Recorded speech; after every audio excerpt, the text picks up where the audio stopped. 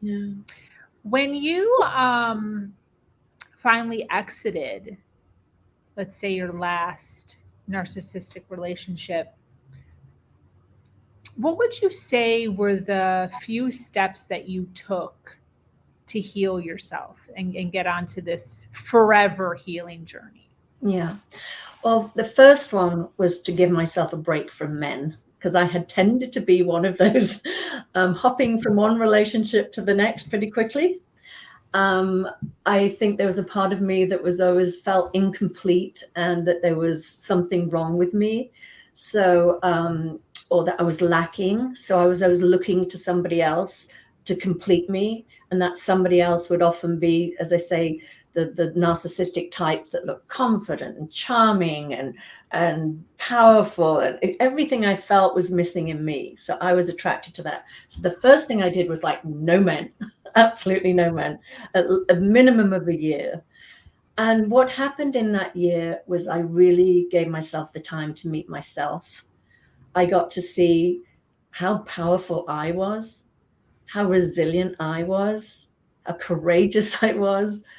And I didn't need anybody else. I might want somebody else, but I didn't need them. And there's a big difference between need and want. Want, if something's not meeting your desires, then you just want it, then you just move on. But when you need, you stay attached. If you believe you can't live without them and that you need them in your life. So that was the number one. And then I really, really immersed myself into a particular understanding called the principles. I don't say it's, to me, it was a bit of the cherry on top of the sundae as far as all the spiritual understandings. I often joke, I've done everything, studied Buddhism and Kundalini yoga and gone off on my ayahuasca trips and my other things. And, I've done everything. I think, I think I am the sum of everything I expose myself to. But during that time in particular, I really, really did focus on this inside out understanding, which we talk about, which is that, you know, we have everything we need inside of us.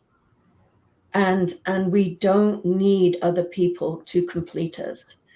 And as I said, and another part of it was really understanding at a spiritual level, we're all equal.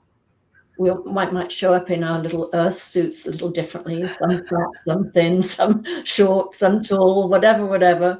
Some people have a high IQ, some of us have a higher emotional IQ, but we all show up a little differently, but at our essence, at our core, we're all equal. And that was the change in me. And that undid that belief that I wasn't as equal to everybody else, that there was something wrong with me. And when I really felt it and embodied it and took the time to really immerse myself in it, it was unshakable. And Wow. yeah, I love other people and I respect them, but I don't, before it used to be, because my mother, oh my God, we were better than people, but I'd feel worse than people. And it was this whiplash of better than, worse than. And now it's just, I see us all as completely equal, just showing up a little different flavor of humanity, but all Yes. completely equal. Yes.